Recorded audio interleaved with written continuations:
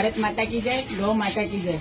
આજે આપણે એવી પરિસ્થિતિમાં આવીને ઉભા છીએ કે આપણે જીવીએ છીએ ભારત દેશમાં અને હિન્દુ રાષ્ટ્ર છે અને હિન્દુ રાષ્ટ્રના નેતાઓ પણ હિન્દુ રાષ્ટ્ર કરીશું એવી મોટી મોટી વાતો ચાલે છે, પણ આપણા દેશમાં જે ગાયોની હત્યા થઈ રહી છે, જે બીજા જીવોની હત્યા થઈ રહી છે અને એને જે બચાવવા જાય છે એવા ગૌરક્ષકો ઉપર હુમલા થાય છે અને એવા ગૌરક્ષકોને સજાઓ પણ થાય છે। તેમ છતાં આપણા સનાતનીઓ અને આપણા હિન્દુ ભાઈ બહેનો બધા ચૂપ થઈને બેઠા છે, એ બહુ નવાઈની વાત છે।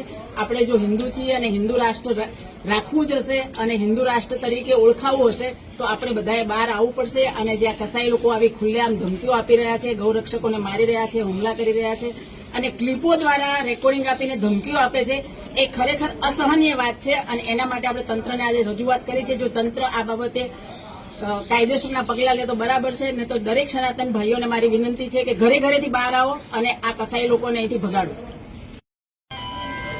જય શ્રી રામ।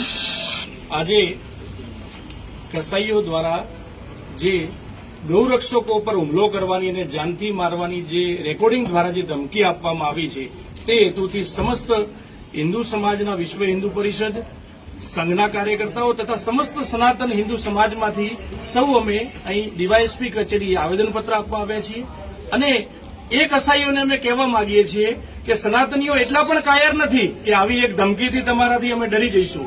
અમે અમારી કાયદાની મર્યાદામાં છીએ અને કાયદાની મર્યાદામાં રહીને જ અમે જે આવેદનપત્ર આપ્યું છે, પણ એવો કોઈ કાયર હિન્દુ સમાજ નથી કે કસાઈઓ એમને મારવા સુધીની ધમકી આપે છે।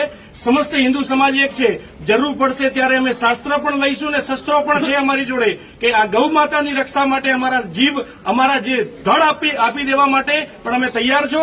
અને કસાઈઓને હું આ બાબતે ચીમકી આપું છું કે હવે કોઈ જે રેકોર્ડિંગ બાબતની જો ધમકીઓ તમે આપતા હોય તો એ ધમકીઓ અમે એ તંત્ર સુધી રજૂઆત કરી છે અને અમને તંત્ર પર પૂરો ભરોસો છે કે એમાં શિક્ષાત્મક પગલાં લેશે જ, પણ જો તંત્ર તરફથી પગલાં લેવામાં આવે છે પણ એવી કોઈ લબરમુછિયાએ એવી કોઈ હરકત કરવાની કોશિશ કરી તો પછી હિન્દુ સમાજ કે ચૂપ બેસી રહેવાનો નથી। એ સૌએ એનું ધ્યાન રાખવું। જય ગૌ માતા, જય શ્રી રામ।